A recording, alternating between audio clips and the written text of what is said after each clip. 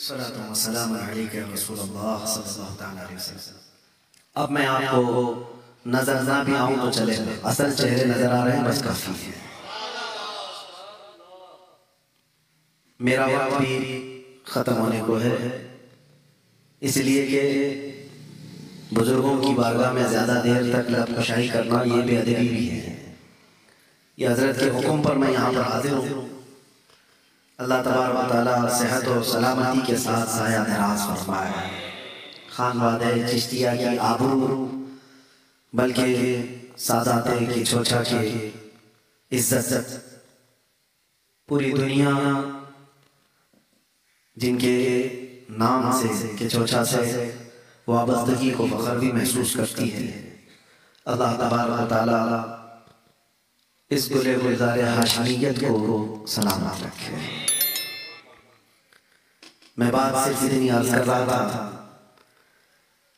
کہ اگر کوئی کمفرٹ زون میں جینے کا عادی ہے تو پھر وہ کربلا سننا چھوڑ دے، پھر وہ غوث پاک کی باتیں سننا چھوڑ دے، سرکار غریب نواز کا سفر سننا چھوڑ دے۔ یہ بزدلوں کی کام نہیں ہے، بلکہ اگر حقیقت میں وہ بزرگوں کا عاشق ہے اور ان کا پیروکار ہے تو وہ جن راستوں سے گزرے ہیں ان راستوں پر آئی ہوئی مصیبتوں کو برداشت کرنے کی طاقت بھی رکھ رہا ہوں یا ہمت بھی رکھ رہا ہوں۔ اللہ کے نبی صلی اللہ علیہ وسلم کی یہ حدیث ہے، لا تتمنوا لقاء عدوکم، تم تمنا مت کرو کہ میری جنگ ہو جائے دشمنوں سے، ابھی میں بھیڑوں گا، ابھی میں ماروں گا، ابھی میں کاٹوں گا، تمنا بھی مت کرو۔ جنگ اچھی چیز تو ہے نہیں، نقصان تو ہوگا ہی، لیکن حضور پاک صلی اللہ علیہ وسلم یہ فرماتے ہیں اگر تمہارے اوپر پاری کر دی گئی تو پھر پیچھے پیر پھیر کے بھاگنا بھی مت، پھر جمے رہو، اللہ کی مدد تمہارے ساتھ ہے، اللہ تعالیٰ کی مدد آئے گی۔ کمفرٹ زون میں جینے والوں کے لیے میں جو چیز عرض کر رہا تھا، کبھی صحابہ اکرام کی بات سنو، میں گھبرا گیا تھا بڑودہ کی سینٹرل جیل میں۔ سب سے پہلے آج آپ کے سامنے میں یہ پہلی بار اظہار کر رہا ہوں، پہلی بار کہ ملاقات میرے اپنوں سے بھی نہیں ہو پاتی، میرے رشتہ داروں سے، میرے بیوی بچوں سے بھی ملاقات۔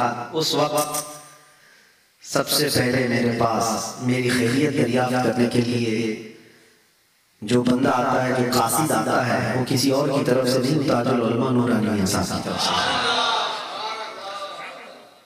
سادات کی چھوچا کا پیغام لے کر دو بندے میرے پاس حاضر آئے اور وہ خصوصی آفس کی ملاقات لے کر، مجھے آج بھی وہ بات یاد ہے، میں نے واپس وہیں بیٹھ کر کے تحریر بھی لکھ کر دی تھی، پہنچی یا نہیں پہنچی معلوم نہیں۔ بہرحال یہ ایک بات ہے میرے عزیزوں، اس وقت گھبراہٹ میں ایسا ہوتا تھا کہ ہمارے ساتھ ایسا کیوں ہے، ہم دین کا ہی تو کام کر رہے تھے۔ میں نے ایک حدیث پڑھی، اس کے بعد سے پھر یہ سب چیزیں بھول گیا۔ حضرت ابو جندل کی بات میں کہتا ہوں، کفار مکہ، مشرکین مکہ نے 6 سال تک قید میں رکھا اور حضور ہجرت کر کے چلے گئے۔ 6 سال کے بعد حضور تشریف لائے، کتنے سال ہو گئے؟ 12 سال ہو گئے، ایک بندہ قید میں ہے، اور اس کے بعد نبی پاک صلی اللہ علیہ وسلم حدیبیہ کے موقع پر مقام پر پہنچے، عمرہ کرنے کے لیے آئے، اور اس وقت مکہ کے کفار و مشرکین عمرہ کرنے نہیں دینا چاہتے، ایگریمنٹ ہوتا ہے، صلح حدیبیہ ہوتی ہے۔ اس ایگریمنٹ کے جو بند تھے، جو عقود تھے، اس میں سے پہلی چیز یہ بھی تھی کہ ہماری طرف سے کوئی آدمی بھاگ کر مدینے جائے تو آپ اسے واپس کریں گے، اور مدینے کا کوئی شخص بھاگ کر ہمارے پاس آئے تو ہم واپس نہیں کریں گے۔ یہ مان لی گئی یہ شرطیں تھیں، جو ٹرمز اینڈ کنڈیشنز بنے تھے نا ایگریمنٹ کے، اس میں یہ چیز تھی۔ اللہ کے نبی صلی اللہ علیہ وسلم اس کو مان لیے تھے، لیکن ابھی دستخط نہیں ہوئی تھی دونوں کے درمیان، قریش اور حضور کے درمیان، مکہ کے کافروں اور حضور کے درمیان ایگریمنٹ۔ اسی اثنا میں وہ ابو جندل صحابی جو سالوں سے جیل میں تھے، دروازہ توڑ کر نکل آیا ہے۔ میں جانتا ہوں ایک قیدی کو اگر باہر کی صرف ہوا بھی مل جائے، اس کی زندگی کچھ اور ہی کرتی ہے، اس کے لیے اس سے بڑی نعمت نہیں ہے، اس سے بڑی نعمت کوئی وہ محسوس بھی نہیں کرتا۔ جانتے ہو گھر کے کھانے کا ایک لقمہ قیدی کو ملتا ہے تو 1 مہینے تک دعا کرتا ہے۔ ہاں یہ دیکھی کی بات میں بتا رہا ہوں، ایک لقمہ مل جائے گھر کا، ایسے حالات میں اگر کوئی دروازہ توڑ کر جیل سے باہر آ گیا اور 1400 کے قریب صحابہ حدیبیہ کے موقع پر وہاں موجود ہیں، سب میں آ کر مل گئے، زخم دکھا رہے ہیں پیٹ کے، کافروں نے کتنا مارا، ظالموں نے کتنا مارا، اتنے سالوں سے قید ہیں، صحابہ نے گلے لگائے، آ گیا ہمارا بھائی ہمارے ہاتھ۔ سوچو اپنا بندہ جب کوئی اپنے پاس آ جائے اور قیدی بھی چھوٹ کر کے اپنوں میں چلے جائے تو دنیا الگ ہو جاتی ہے، لیکن کافروں کو جیسی پتہ چلا، کافروں کو پتہ چلا کہ ہمارا ایک قیدی چھوٹ کر کے گیا ہے مسلمانوں کے پاس، تو آئے حضور صلی اللہ علیہ وسلم کے پاس کہنے لگے کہ ہمارا اور آپ کا جو ایگریمنٹ ہوا ہے، ہمارا کوئی بندہ بھاگ کر آپ کے پاس جائے گا تو آپ اس کو واپس کریں گے، تو اس ایگریمنٹ کے بیس پر آپ ہمارے قیدی کو واپس کیجیے، جو چھوٹ کر کے ہمارے پاس سے گیا ہے اس کو واپس کیجیے۔ حضور نے کہا کہاں ہے ابو جندل؟ صحابہ نے ان کو چھپا دیا، کہا نہیں کیسے دے دیں گے، ہمارا اپنا بھائی چھوٹ کے آیا ہے۔ اور وہ ابو جندل کہنے لگے کہ مجھے اتنا مارا گیا، اتنے سالوں سے میں ظلم سہ رہا ہوں، کیا مجھے واپس کیا جائے گا؟ حضور صلی اللہ علیہ وسلم نے صحابہ سے کہا کہ ابو جندل کو واپس کر دو۔ یہ کیسی بات تھی میرے عزیزو، ظاہراً کسی کو لگے گا یہ کیسا انصاف ہے، لیکن وہ رحمت للعالمین ہے، وہ رحمت للعالمین ہے، کوئی کام رحمت کے بغیر نہیں کر سکتے۔ تو ابو جندل جب بلائے گئے تو وہ رونے لگے، صحابہ کو دکھا دکھا کر کہ مجھے واپس کیا جائے گا۔ صحابہ نے آ کر کے ریکویسٹ کی، یا رسول اللہ صلی اللہ علیہ وسلم ابھی سائن نہیں ہوئی ہے ایگریمنٹ میں، یہ اس سے پہلے کی بات ہے، سائن کے بعد ایگریمنٹ پہ عمل کیا جائے گا، ابھی تو ہم ان کو نہیں بھیجتے۔ مکہ کے کافر مشرک اس وقت جوش میں تھے، انہوں نے کہا اگر اس کو واپس نہیں کریں گے تو ہم ایگریمنٹ سائن بھی نہیں کریں گے، ہم کو وہ بندہ واپس چاہیے، ضد تھی۔ اللہ کے رسول صلی اللہ علیہ وسلم نے فرمایا کہ ابو جندل کو واپس بھیج دو۔ صحابہ نے ہو سکتا ہے اپنے دل پر پتھر رکھ کر کے اس چیز کو، حالات کو دیکھ کر کے محسوس کیا، ابو جندل کو واپس کر دیا گیا۔ میں یہ سوچتا تھا کسی بندے کو 12 سال کے بعد حضور واپس کہے جیل میں چلے جاؤ، واپس چلے جاؤ قید میں، ایسا کیا ہو سکتا ہے؟ برداشت کی طاقت کتنی ہونی چاہیے اس بندے کے اندر، کتنا سہنے کی طاقت ہونی چاہیے۔ پھر میں نے محسوس کیا کہ حضور پاک صلی اللہ علیہ وسلم نے ان کو جو واپس کیا وہ کس لیے، چاہتے تو اس کو رکھ لیتے، ان کے لیے جنگ بھی ہو سکتی تھی، نہیں میرے عزیزو، بات یہ تھی کہ ان سزاؤں کو سہنے کے بعد پھر اگر اور اسٹرگل کرنے کی ہمت ہے اور طاقت ہے تو یہی تمہارا ایمان ہے۔ اور یہاں بات جیل کی اور سزا کی نہیں تھی، اللہ کے نبی صلی اللہ علیہ وسلم نے فرمایا لا یؤمن احدکم حتی یکون ہواہ تبعا لما جئت بہ، اس وقت تک تم میں سے کوئی مومن نہیں ہو سکتا جب تک کہ اپنی خواہشات کو میری مرضی کے مطابق نہ کرتا۔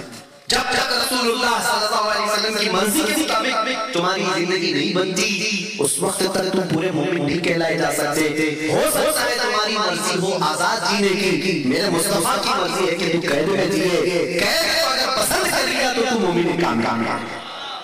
اپنے آرام کو، اپنے کمفرٹ زون کو قربان کیا اگر حضور کی مرضی کے لیے، تو یہ ایمان ہے، اور اس کے بغیر میرے عزیزوں کو ایمان نہیں ہے۔ اسی کو میں کہہ رہا تھا، زندگی کا پورا دار و مدار اس بات پر ہے، وہ جو نہ تھے تو کچھ نہ تھا، اور وہ جو نہ ہو تو ہماری زندگی کا ہر فیصلہ جب بھی آئے حضور پاک صلی اللہ علیہ وسلم کی ذات پاک کو اس میں ملحوظ رکھو۔ آپ کو پتا ہے ہماری خواہشات کیا کیا چاہتی ہیں، بہت کچھ ہے، لیکن جب تک اسے قربان نہیں کرتے اس وقت تک ایمان کے درجے کو نہیں پہنچ سکتے۔ مدینہ طیبہ میں ایک صحابی ہے، حضور کی بارگاہ میں آئے، نوجوان ہے، کالا رنگ ہے، کہا یا رسول اللہ کوئی شادی نہیں کرتا مجھ سے، کہیں شادی ہوتی نہیں ہے میری، غریب بھی ہوں۔ نبی پاک صلی اللہ علیہ وسلم جب دریائے رحمت جوش میں آئے، وہ جسے جو چاہے عطا کرے، جیسا چاہے عطا کرے۔ حضور صلی اللہ علیہ وسلم نے فرمایا میں تیری شادی کرواتا ہوں، میں کرواتا ہوں۔ کہا کہ میرے ایک انصار صحابی جاؤ ان کے گھر، ان کی بیٹی بڑی خوبصورت ہے، کہنا کہ میں نے تمہیں پیغام بھیجا ہے تمہارے نکاح کا۔ ایک ہی بیٹی ہے ایک انصار صحابی کی، اور وہ بھی مدینے کی خوبصورت، اور یہ ہے کالے رنگ کے جن کو کوئی رشتہ دیتا نہیں۔ یہ نوجوان گئے، شوہر بیوی بیٹھے ہوئے ہیں، ماں باپ لڑکی کے، جا کر کے آپ اللہ کے نبی نے بھیجا، کہا کس کا آپ کی بیٹی کا رشتہ لے کے آیا؟ شکل دیکھی اوپر سے نیچے، کہاں ان کی بیٹی اور کہاں یہ نوجوان؟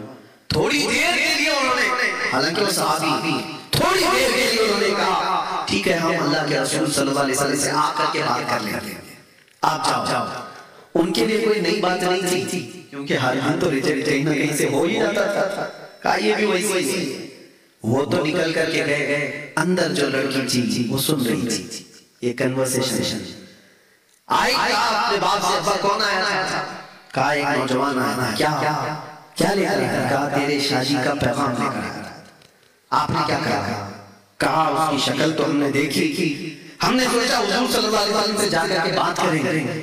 میرے عزیزوں مدینے کی لڑکی ہے، مدینے کی نوجوان خاتون ہے، اپنے باپ سے کہتی ابا آپ نے صرف اس کی شکل کو دیکھا، بھیجنے والی کی شکل کو نہیں دیکھا، آمینہ کے لال کو نہیں دیکھا، کس نے بھیجا تھا؟ بابا اسی وقت جھاگ ہے، کہا کہ بیٹی نے کہا، ورنہ تو بیٹیاں پہلے ہی سے منہ مسود لیتے ابا کس سے کر رہے ہو؟ وہ مدینے کی آتی تھی، کہا ساحری شکل و صورت آپ نے کیوں دیکھا؟ یہ دیکھا ہوتا کہ اللہ کے نبی نے بھی چاہا ہے، اپنی خواہشات کو قربان کرنا اس کو کہتے ہیں ایمان۔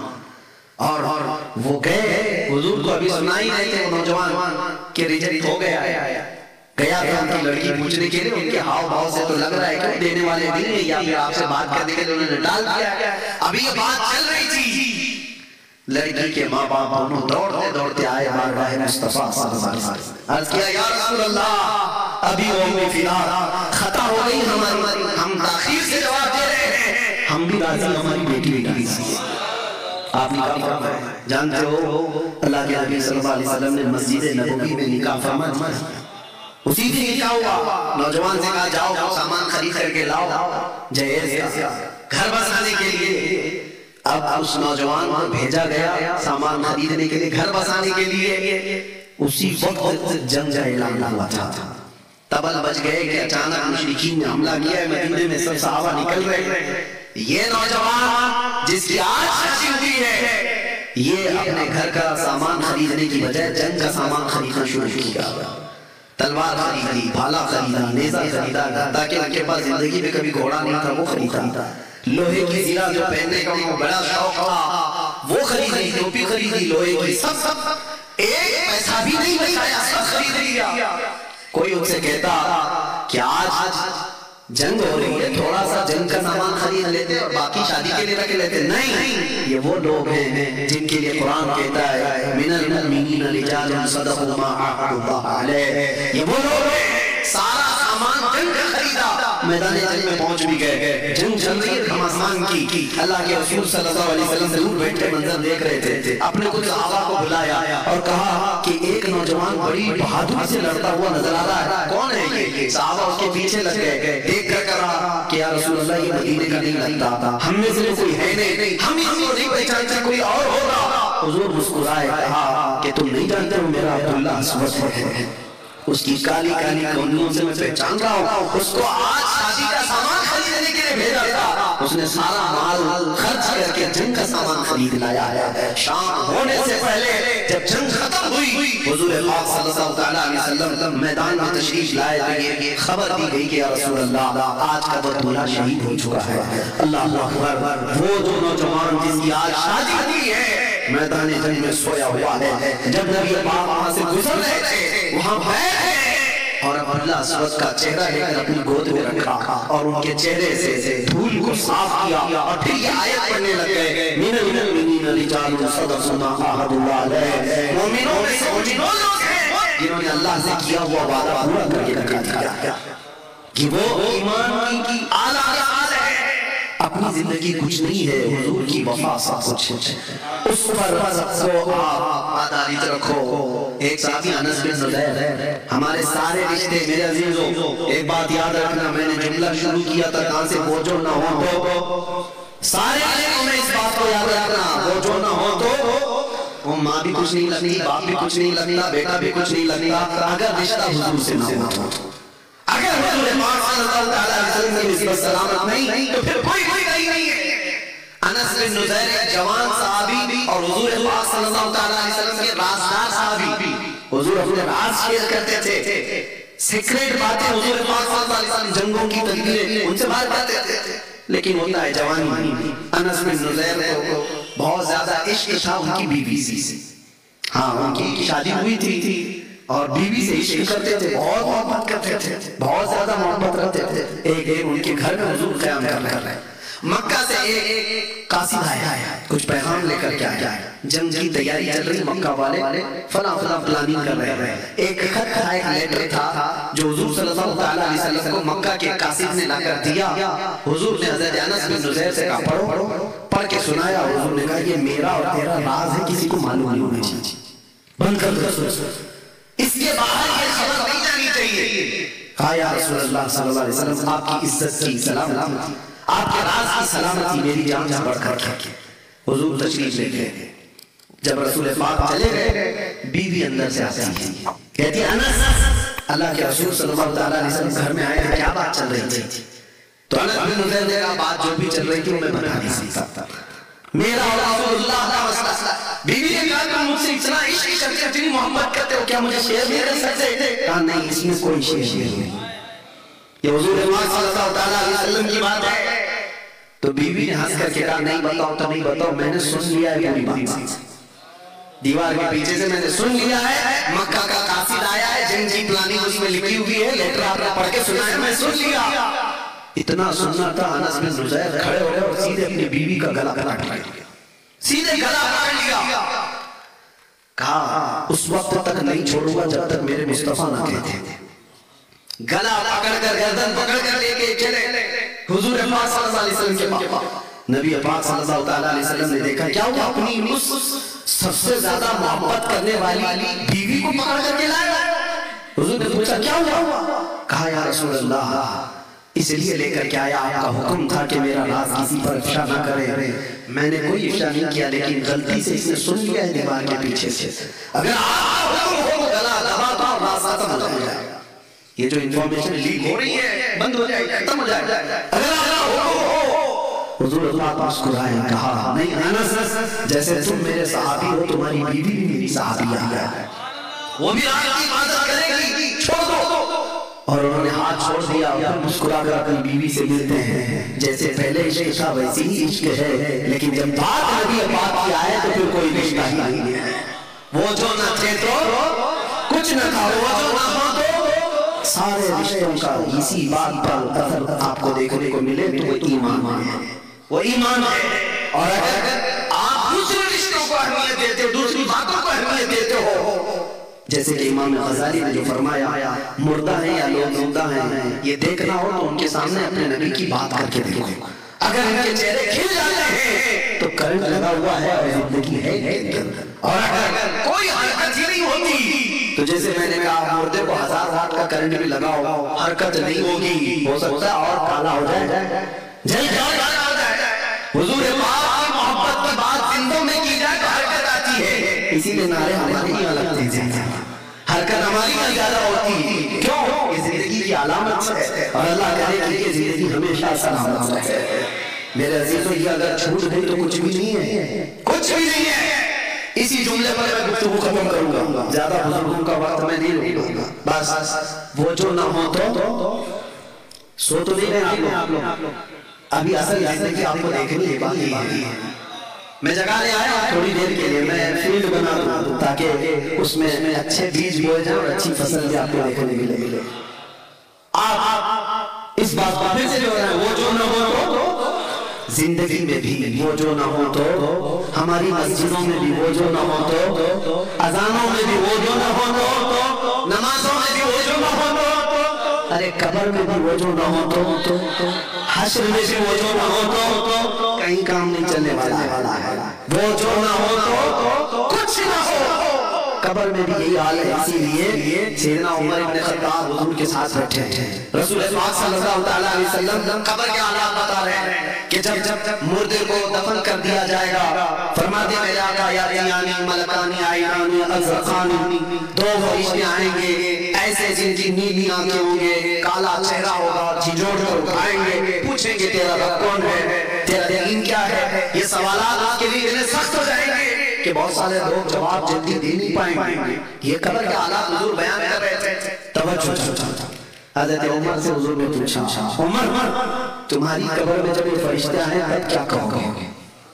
توجہ ہے، تمہاری قبر میں جب فرشتے آئیں گے تب کیا کہو گے؟ وہ فرشتے ایسے نہیں ہیں کہ رشوت لے کر کسی کو چھوڑ دیں گے یا کسی کا کوئی تعلق بتا کر کے وہ چھوڑ دیں گے، وہ اپنی ڈیوٹی پوری کر رہے ہیں، فرشتوں کا درد رہے گا یہ سب۔ عمر تم کیا جواب دو گے؟ تو حضرت عمر نے کیا کہا؟ حضرت عمر حضور سے پوچھتے ہیں یا رسول اللہ صلی اللہ علیہ وسلم پہلے آپ مجھے یہ بتا دیں آج جو میں آپ سے محبت کرتا ہوں کیا یہ محبت مرنے کے بعد قبر میں بھی باقی رہے گی؟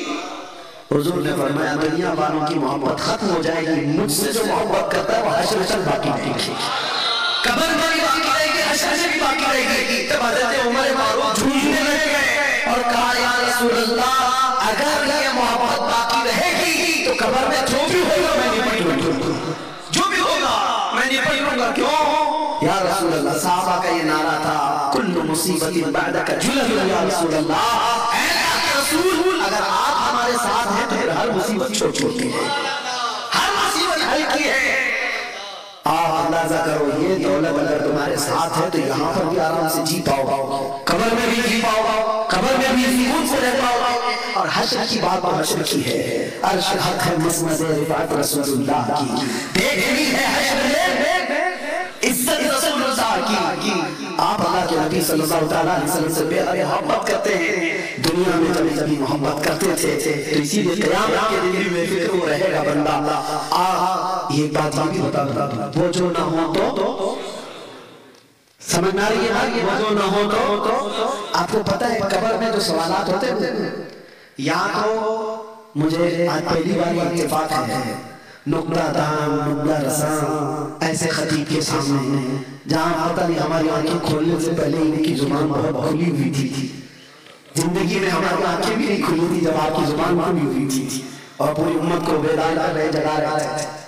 میں چھوٹی سی بات آپ کے سامنے عرض کرتا ہوں، قبر میں 3 سوالات ہوتے ہیں، پتہ ہے آپ کو؟ اور یہ اللہ نے لیک لکھے ہیں، صاحب پتہ ہے کسی کو؟ کوئی امتحان ایسا بھی ہوتا ہے جس کے کوشچن پہلے سے لیک ہو گئے، پہلے سے لیک گئے، اس کے باوجود بھی لوگوں کو پریشانی ہو سکتی ہے، تو یہ مت سمجھنا کہ رٹا مار کے جاؤں گا قبر میں جلدی جلدی بول بہت سارے تو ہوں گے۔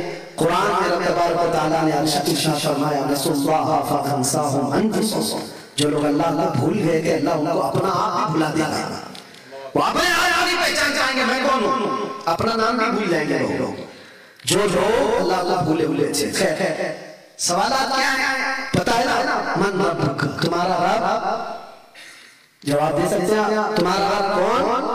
سوال کیا ہے وہ مجھے بتائیے، میں جواب نہیں پوچھ رہا ہوں، کیا سوال کرنے والے فرشتے تمہارا رب کون تھا پوچھیں گے یا کون ہے؟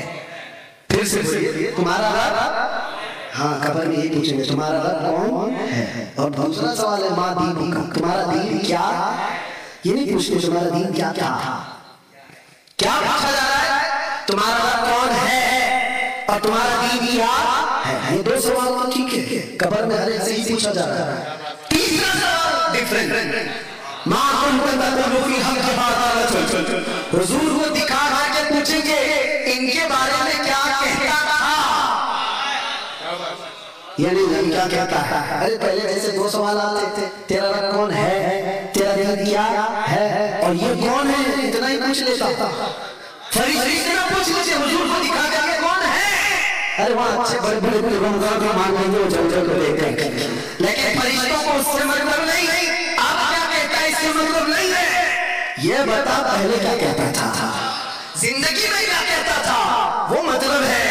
اسی لیے حضور پاک صلی اللہ علیہ وسلم کو دیکھ کر اس وقت سب کو پہچان لیں گے کون ہے، لیکن فرشتوں کو اس جواب سے مطلب نہیں۔ اگر اس وقت فرشتے یہ پوچھتے یہ کون ہے تو جواب دیتا ہے اللہ کے رسول ہے، نہیں، فرشتے کہتے بتا تو دنیا میں کیا کہتا تھا ان کے بارے میں، یہی سوال ہے جو ہماری پوری سنیت کو قرار کیا ہوا ہے۔ عاشق رسول کہے گا اے فرشتوں یہ کون ہے تم پوچھ رہے ہو یا یہ پوچھ رہے ہو ان کے بارے میں کیا کہتا تھا، تو میں تو یہ کہتا تھا سرور کہو کہ مالک و مولا مولا تجھے باقی علی کا بولے زیبا کہو تجھے اللہ نے تیرے جسم منور کی بابشہ اے جانے جانے جانے ججلہ کہو تجھے تیرے تو وصف ایوے تنہی سے ہیں بری حیرہ ہوں میرے شاہ میں کیا کیا کہو تجھے لیکن نظام خانے سخری سے کر دیا خالق خالق کا خلق کا آقا کہو تجھے فرشتوں مجھ سے پوچھتے ہو میں دنیا میں کیا کہتا تھا تو میں یہ کہتا تھا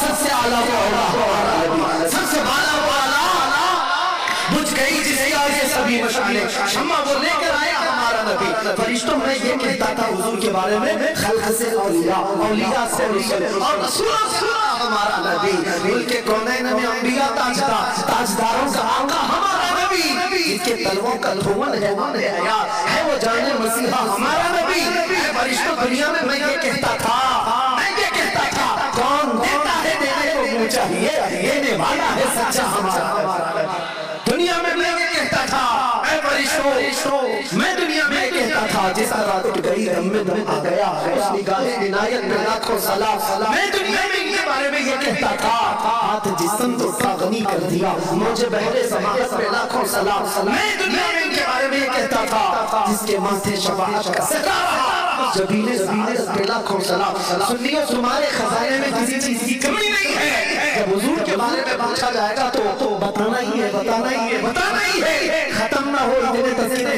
ہیں بلکہ میں تمہیں بھی فخر سے کہتا ہوں فرشتے جب یہ پوچھیں گے قبر میں کیا کہتا تھا ہم یہ کہیں گے اب تو پائے ناز سے اے فرشتوں کیوں اٹھوں مر کے پہنچاؤں یہاں اس دل ربا کے مر کے پہنچا ہوں یہاں اس دل ربا کے واسطے حضور کو دیکھنے کے لیے مرنا پڑا بس میری گفتگو آج کی ختم ہے وہ جو نہ تھے تو اور وہ جو نہ ہو تو اس بات کو لے کر کے چلو پوری زندگی میں اور اپنے بچوں کو اگر کوئی صحیح چیز دے سکتے ہو دنیا میں تو ٹوائز کا گفٹ نہیں اور بڑے بڑے گھر جائیداد کا گفٹ نہیں میں نے دیکھا ہے ابھی 2 دن پہلے کی بات میں آپ کو بتاؤں میرے پاس ایک صاحب آئے کروڑوں کی جائیداد اور 3 بیٹے جس میں سے 2 بیٹے باپ پر کیس کیے ہوئے ہاں وہ باپ نے جیسے جائیداد کمائی میں جانتا ہوں بہت بڑی جائیداد کا مالک ہے کروڑوں اربوں کا اور بٹوارا ہو رہا ہے اور اس میں 3 بیٹوں کو باپ نے بانٹ کے دیا ایک ایک بیٹے کے حصے میں نہیں جانتا 100 کروڑ سے بھی زیادہ کی جائیداد ہے اس کے باوجود تھوڑی سی انہونی کیا ہوئی باپ کورٹ میں گھسیٹ دیا ایک اور کیس 1 مہینے پہلے ایک ماں پیشاب کی تھیلی لگایا ہوا ہے اور ڈائلیسس تھی اس کا ڈائلیسس سے 2.5 سال سے جھوج رہا ہے اور پیشاب کی تھیلی لے کر کے وہ موجود ہے 5 بیٹے اور 3 بیٹیاں کچھ ہیں یہ مسئلہ ہمارے پاس بھی آیا ہے اور باپ ماننے کے قریب ہے کروڑوں کی جائیداد اس کی بھی ہے 2 بیٹیاں اور 1 بیٹا مل کر کے باپ کو کورٹ لے کے گئے رجسٹریشن کے لیے وہ پیشاب کی تھیلی پکڑ کے کورٹ میں گھوم رہا ہے رجسٹر کے پاس کہ اس بیٹے میں لکھوانا اس بیٹے کو باپ کی ہمت دے کر کے بعد میں پتا چلا کہ مجبوراً ان کو ٹرانسفر کر کے بیٹے لے کر گئے ابھی کہیں بھی نفال کر کے مر جاؤ گے کل تو پھر جھگڑے ہو جائے گا پیشاب کی تھیلی پکڑا ہوا اپنے بیٹوں کی جائیداد لکھوانے گھوم رہا ہے میں یہ بات کہنا چاہتا ہوں تم جتنا بھی دے دو دنیا کی جائیدادیں اولا ہو کے خوش نہیں ہو سکتی اگر سب سے بڑا گفٹ کچھ دے سکتے ہو عشق مصطفیٰ کی دولت ہے ایک بار اپنے نبی پاک کی محمد کے سینے میں ڈالو پھر دنیا کچھ بھی نہ دو تمہارے بستر پر سونے کے وقت بھی یہ تمہاری اولاد سر جھکا کر ہمارے سامنے کھڑی تم اللہ کے نبی کی محبت ان کے سینے میں ڈالو اللہ تعالیٰ تمہاری محبت ان کے دلوں میں ڈالتا ہے اللہ کریم کہنے سے زیادہ عمل کی توفیق عطا فرمائے اور رب تبارک و تعالیٰ اس جلسے پاک کو ہمارے لیے نجات کا ذریعہ بنائے اور حضور غازی ملت حضور تاج علماء ان تمام بزرگوں کا سایہ دراز فرمائے ان کے لبھائے ناز سے نکلے ہوئے الفاظ سے امت کو اللہ رفع عطا فرمائے وآخر دعوانا الحمدللہ رب العالمین السلام علیکم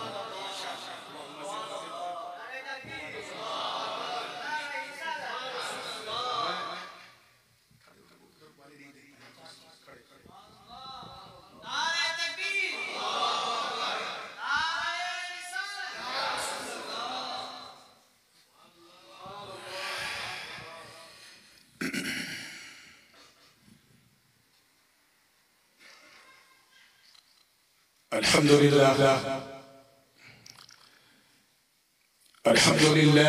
حق حمدہ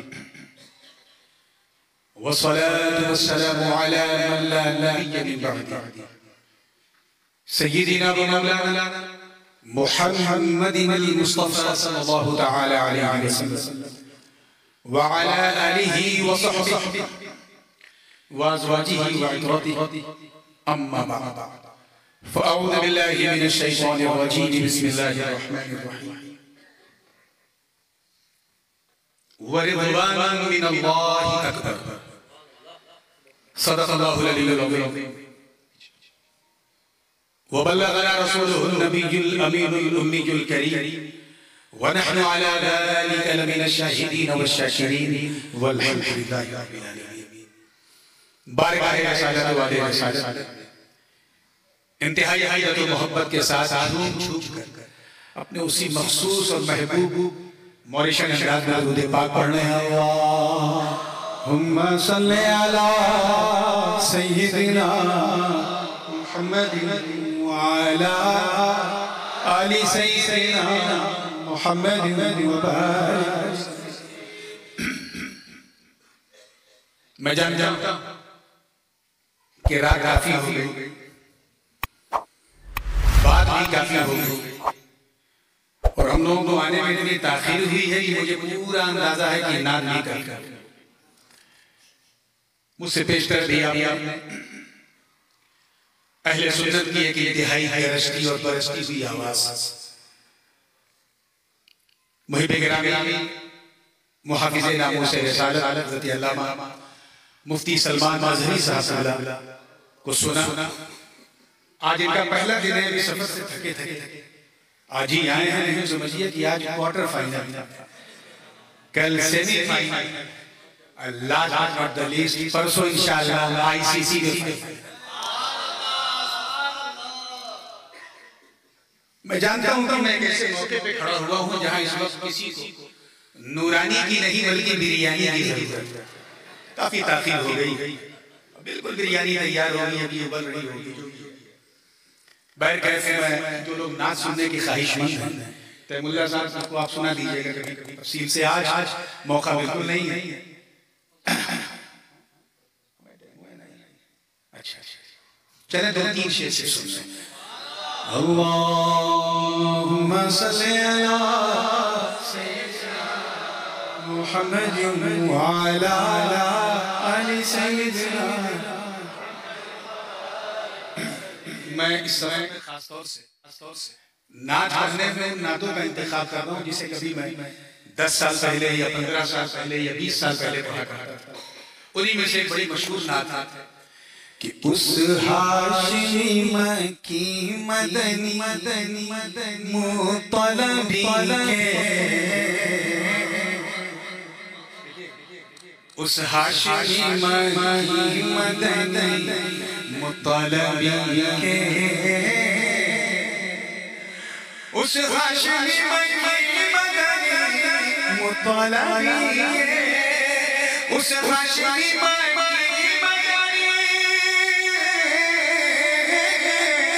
اس ہاشمی مکی مدنی مطلبی کے.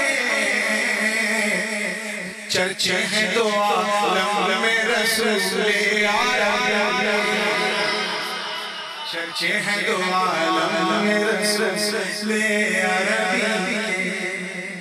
اور بڑی معذرت کے ساتھ کسی حق ہے تو کہوں گا کہ اے علم تیرا تاج سجائے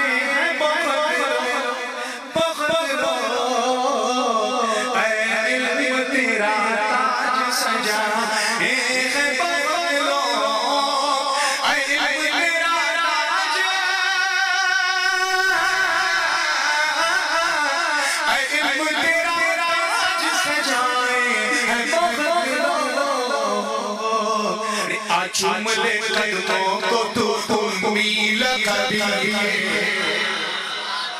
چوم لے قدموں کو تو امی لقبی. اور یہ شعر مجھے اس وقت بہت یاد آیا جب ہمارے پڑوسی حضور سے بھوکنے والی آواز میں یہ بھوکا اور حضور کی امیت ہی کو غلط سمجھ گیا، اتنا بڑا جاہل تھا. چوم لے قدموں کو امی لگا کے، چوم لے قدموں کو تو امی لگا کے. مدینہ پاک کی حاضری اللہ پاک ہم سب کو نصیب فرمائے. آداب عالم یہ ہے کہ شاید کو یہ کہنا پڑا کہ ادب داہیز کے زیر آسمان عداش سنتر نفس گم کر دمی آیت جنید و بایزید.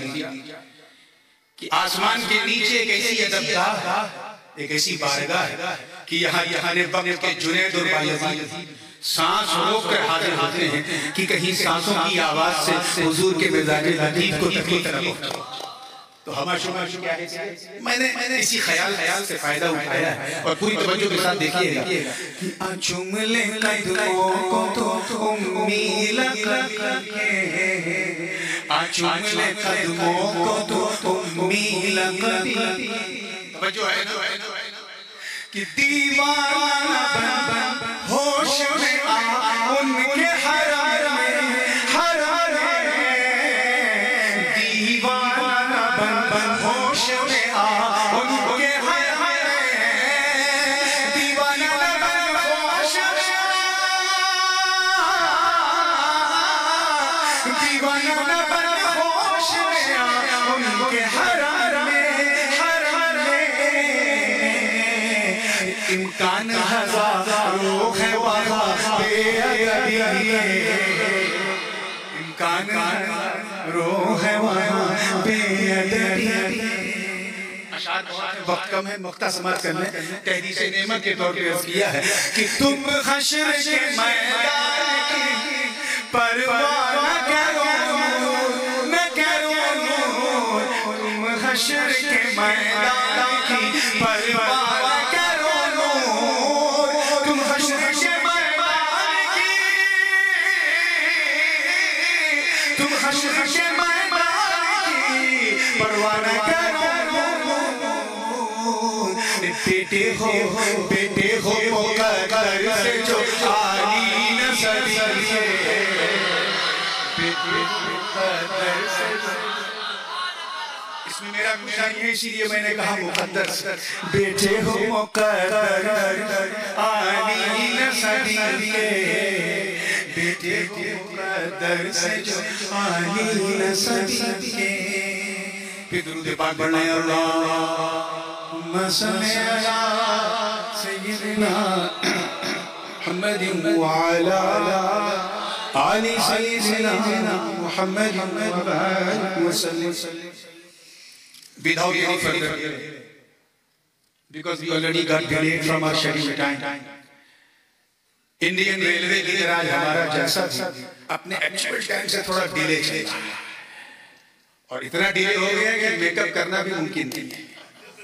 تو جو بھی میرے ہاتھ میں وقت ہے میں اس میں اپنی بات کو سمیٹوں گا تاکہ نورانی اور بریانی کے درمیان فاصلہ لمبا نہ رہے. میں نے کہا مبارکہ کلمہ طیبہ طاہرہ کہ ایک خوبصورت حصے کی طرح اللہ پاک کا ارشاد والا شان وَرِضْوَانٌ مِّنَ اللَّهِ أَكْبَرُ، اور اللہ کی رضا سب سے بڑی ہے، سب سے عظیم، سب سے مہان ہے. اللہ کی خوشنودی، the pleasure of Almighty Allah is supreme than anything else. ایک سعادت مند اسٹوڈنٹ، اچھا اسٹوڈنٹ اسی کو کہتے ہیں جو اپنی محنت اور لگن سے اپنے استاد کو راضی کر لے. ایک لائق اور سعادت مند بیٹا بھی اسی کو کہتے ہیں جو اپنی خدمت سے اپنے ماں باپ کو راضی کر لے. ایک وفا شعار خدمت گزار مرید بھی اسی کو کہتے ہیں جو اپنی خدمت سے اپنے پیر کو راضی کر لے. مگر یاد رکھنا کہ اگر اللہ راضی نہیں تو پھر کسی کو راضی کرنے سے کچھ نہیں. کامیاب بندہ وہ ہے جو اپنے مولا کو راضی کرے. ہم سب یہاں اسی مقصد کے لیے آئے ہیں کہ بس کچھ ایسا کرتے رہے کہ اللہ راضی. ورنہ ماریشس کے ماحول میں 10:30 بجے رات کو کھچا کھچ بیٹھ کے کوئی سنے اور وہ بھی خالی پیٹ، یہ ممکن نہیں ہے، صرف اس لیے ہے تاکہ اللہ راضی ہو۔ حضور والد گرامی حاجی ملت تشریف فرما، ان کی مجلسی گفتگو جو میں نے برطانیہ میں، کینیڈا میں، دوسرے ملکوں میں خاص کر جہاں اہتمام ہوتا ہے محفلوں کا، جو سنی ہے بس اسی سے کچھ فیض آپ تک پہنچانے کی کوشش کروں۔ ٹارگیٹ کیا کہ اللہ کو راضی کرے۔ ظاہر سی بات ہے ہم یہ جانتے ہیں کہ ہم اللہ کو راضی کرنے آئے ہیں اور اسی میں ہماری کامیابی ہے، تو یہ کتنا ضروری ہے کہ ہم یہ جان جائیں کہ آخر یہ راضی ہونے کا مطلب کیا ہے۔ تو یاد رکھنا مسلسل ہر وہ چیز جو اللہ کو پسند ہے وہی اللہ کو راضی کرنے کا سب سے مضبوط ذریعہ ہے۔ Is there anyone in this mahfil who can say openly that I born in this world by our own will? کوئی آیا ہے اپنی مرضی سے اس دنیا میں؟ Will you die by your own will? ہمارا ارائیول ہماری مرضی سے نہیں، ہمارا ڈیپارچر ہماری مرضی سے نہیں، تو پھر ہمارا جینا ہماری مرضی سے کیسے ہو سکتا ہے؟ تو if you want to please Almighty Allah, then you have to stay in this world under the will of Allah. جو اسے پسند ہے وہ کرو، جو ناپسند ہے وہ مت کرو، اسی میں ہماری کامیابی ہے۔ اب میری مرضی تو آپ آسانی سے جان سکتے ہیں without any problem. If you want to, please either you have to come towards me and ask directly, oh Nurani Mian, tomorrow I'm giving you a lunch dawah, what you gonna have? I will tell you, okay, if you want to please me, then please eat the food according to my life. میں اسی کھانے سے خوش ہوں گا جو میرے پسند ہے۔ میں اس کے گھر پہنچا، بہترین کھانا اس نے لگایا، مٹن بھی، چکن بھی، قورمہ بھی، بریانی، اب ادھر بریانی ادھر نورانی، دیکھا تو ہو گئی پریشانی۔ ایسا نہیں کہ کھانا اچھا نہیں تھا، extraordinary, delicious, but I couldn't satisfy. Why? Because the food wasn't cooked according to my desire. کھانا میری پسند کے مطابق نہیں تھا۔ کیا سمجھے اس سے؟ بلا لاشی، توجہ چاہوں، بلا لاشی، جس طرح مہمان کو راضی کرنے کے لیے مہمان کی پسند جاننا ضروری ہے، ایسے ہی رحمان کو راضی کرنے کے لیے رحمان کی پسند جاننا ضروری ہے۔ میری پسند تو یوں کہتا ڈائریکٹ اس سے پوچھ سکتے ہو۔ ایشو یہاں پر ہے کہ ہم اللہ کی پسند کیسے کریں؟ How could you recognize the will of Allah? What does Allah subhanahu wa ta'ala like? When you don't have a direct connection with Allah. وہ انت ہے، ہمارا انت ہے، وہ اسیمت ہے، ہم سیمت ہیں، وہ نراکار ہے، ہمارا آکار ہے، وہ بنانے والا ہم بننے والے، وہ کھلانے والا ہم کھانے والے، وہ ہم محدود ہیں، وہ لامحدود ہے، ہم لیمیٹڈ ہیں، وہ انلیمیٹڈ ہے، وہ احد ہے، صمد ہے، لم یلد ہے، ولم یولد ہے، ولم یکن لہ کفوا احد، اور ہماری پوری لائف اسٹائل ہی فیملی کے ساتھ ساتھ ہم اس سے کیسے کنیکٹ، یاد رکھنا۔ پوری توجہ دیکھ رہا ہوں، نوجوان کافی اس لیے بیچ میں تھوڑا تھوڑا انگریزی کا بھی گرشہ ڈال رہا ہوں تاکہ جو نہیں بھی سمجھنا چاہتے وہ بھی سمجھ جائیں گے۔ توجہ ہے نا، بات کو بڑی تیزی سے سمیٹ رہا ہوں اور پوری ذمہ داری کے ساتھ کہتا ہوں کہ ہمارا ڈائریکٹ کنیکشن اللہ سے، Allah subhanahu wa ta'ala has given us 5 sources of knowledge to recognize the facts. کسی چیز اللہ نے ہمیں 5 اندریاں، ہوا سے 5 ایسے طاقتیں جس کے ذریعے ہم کسی چیز کو پہچانتے ہیں۔ For example, if you want to find out about the color of this light, you have to look at the light. یہ آواز مردی کی ہے یا عورت کی، ہی ہے یا شی ہے، سنو بھی پتہ چلتا ہے۔ یہ اسمیل جو ہے وہ خوشبو والی ہے، یہ بدبو والی ہے، سگندھ ہے کہ درگندھ ہے، سنگا تو پتہ چلا۔ یہ رنگ نیلا ہے کہ پیلا، دیکھا تو پتہ چلا۔ یہ مائک کڑا ہے کہ ملائم ٹھنڈا ہے کہ گرم، چھوا تو پتہ چلا۔ یہ بریانی لکھنؤ کی ہے کہ مراد آباد کی ہے کہ حیدرآباد کی ہے یا موریشس کی، چکھا تو پتہ چلا۔ تو these are the 5 sources of knowledge. to recognize the thing, to identify the thing. مجھے بتاؤ جب تم اللہ کو دیکھ نہیں سکتے, توجہ, سن نہیں سکتے, چھو نہیں سکتے, چکھ نہیں سکتے, ٹچ نہیں کر سکتے, تو اس کی پسند کو کیسے جانا؟ بات سمجھ آ رہی ہے؟ میں سوچ رہا ہوں ایسے ایگزامپل دے کے آپ کو سنیت آپ کی کلیئر کروں گا کہ آپ یہ سمجھ جائیں کہ سنیت ہے. اسی میں ساری چیز زندگی کے ساتھ دیکھیے, جانو گے کیسے. سیم ایشو ایک میرے مرید کے ساتھ تھا. اس نے مجھے دعوت دی اور یہ چاہا کہ نورانی میاں کے پسند کا کھانا بنا کے کھلاؤں, مگر مسئلہ یہ کہ میرا ٹیلی فون نمبر اس کے پاس نہیں, اس کا میرے پاس نہیں ہے. not direct connection with me. بھائی پریشان لیکن کلیور تھا, تو وہ بھاگتا ہوا کس کے پاس جاؤں, کس کے پاس جاؤں. بھائی شمیم تم بتاؤ, امام نور الدین آپ بتاؤ. آپ حضرت کے ساتھ بہت رہتے ہو موریشس میں, کل میرے گھر دعوت ہے, یہ بتاؤ میں حضرت کو کیا پکا کے کھے. بھائی شمیم نے کہا دیکھو حضرت کو اگر دعوت دینا ہے تو it's very cheap, اور سستی دام. سادی روٹی بنا دو, سادہ چاول بنا دو, سادی دال بنا دو, سادی سبزی بنا دو, سادی روٹی بنا دو. کھانا جتنا سادہ ہوگا دعا اتنی زیادہ. میں اس کے گھر پہنچا, بالکل تازہ سادہ کھانا. کھانا تھا 2 روٹی کھا لیا 4 روٹی. کیوں؟ Because the food was cooked according to my mind. میری پسند سے مطابق کھانا. میں نے تو نہیں بتایا, مجھ سے تو اس نے میری پسند نہیں پوچھی. آواز آئی اس سے پوچھی جو آپ کے قریب, جو آپ کے, کیونکہ جو قریب ہوتا وہ حبیب ہوتا, اور جو جتنا قریب ہوتا وہ اتنا حبیب ہوتا. بلا تشبیہ مہمان کی پسند اس نے بتایا جو مہمان کے قریب ہے, رحمان کی پسند اس نے بتایا جو رحمان کے قریب ہے.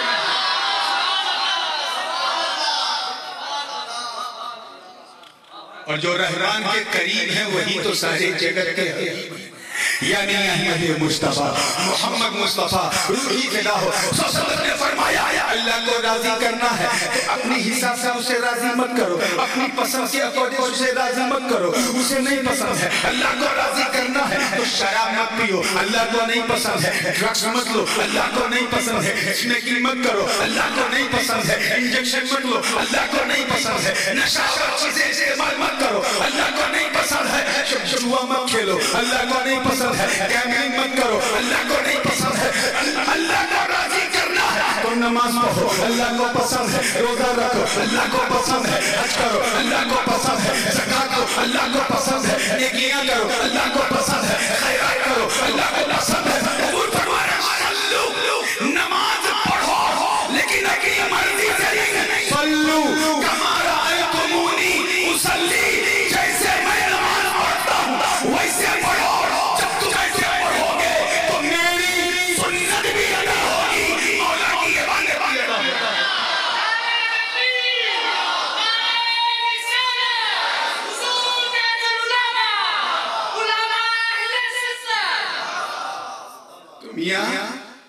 اللہ کو راضی کرنا ہے تو you have to please his beloved Prophet صلی اللہ علیہ وسلم. You have to take the دامن رسول اللہ صلی اللہ علیہ وسلم. اور یہ بات میں خطابت کی رو میں نہیں کہتا. ایک بات بتائیے, میرے لیفٹ سائڈ سے میرے والد گرامی تشریف فرما ہے, رائٹ سائڈ سے حضور محافظ ناموس رسالت مفتی صاحب بیٹھے. اگر میں آپ سے کہوں, میں جانتا ہوں کہ کسی کو اردو 30% آتی ہے, کسی کو 40%, کسی کو 50%, کسی کو 100% سمجھ میں آتی ہے لیکن بولنے میں 20%. میں اس لیے آسان مثال دینے کی کوشش کروں. اگر میں آپ سے اردو میں کہوں کہ یہ دونوں حضرات زیادہ حقدار ہیں کہ ان دونوں کو راضی کیا جائے. بات راضی کی چل رہی ہے, مفتی صاحب دیکھیے راضی, آپ نے بالکل صحیح grammatically you have said truly صحیح. جب ذات دو ہے, حق دو کا ہے تو راضی بھی دو کو کرو. لیکن اگر میں ایسی اردو بولوں کہ یہ دونوں حضرات زیادہ حقدار ہیں کہ اسے راضی کیا جائے, انہیں نہیں, not both, just one. حق دو کرو, راضی ایک کو کرو, کام چلے گا؟ بالکل نہیں. یہاں تو خیر ماحول نہیں ہے, پتہ نہیں لوگ ڈر جاتے ہیں. لیکن ہمارے انڈیا جب کوئی نعت شریف پڑھتا ہے تو لوگ نظر پیش کرتے ہیں. خوش وہی ہوتا ہے جس کی پاکٹ میں نظر آتا ہے. دوسرا نہیں ہوگا. آپ شاعر صاحب سے اگر ہدیہ دیں گے گفٹ دیں گے تو شاعر خوش ہوگا, مقرر نہیں ہوگا. کیوں؟ جسے ملا پلیجر جیسی کو ملا خوشی خوشی کو. تو جب ایک کو راضی کرو گے تو دوسرا کیسے راضی ہوگا؟ If you want to please both, then you have to please both. دونوں کو راضی کرنا ہے تو دونوں کو راضی. ایک کو راضی کرنے سے دوسرا راضی. بولیے سمجھ میں آ گئی بات؟ اب آؤ نصیحت ہے قرآن پاک سے. اللہ پاک کا ارشاد اللہ ورسولہ احق ان یرضوہ. اللہ اور اس کا رسول زیادہ حقدار ہے کہ اسے گرامیٹیکلی اگر دیکھا جائے تو یہ ہونا چاہیے اللہ ورسولہ احق ان یرضوہما. اللہ اور اس کا رسول زیادہ حقدار ہے کہ ان دونوں کو راضی کیا جائے. دونوں نہیں. This is mentioned in Holy Quran. اللہ اور اس کا رسول زیادہ حقدار ہے کہ اسے توجہ ہے اسے یعنی ایک کو راضی کیا جائے. ہم سمجھ گئے اس پردے کے پیچھے کیا مولا کو تو ڈائریکٹ راضی کر نہیں سکتے, اس لیے مصطفیٰ کو راضی کر لو. جس نے نبی کو راضی کیا اس نے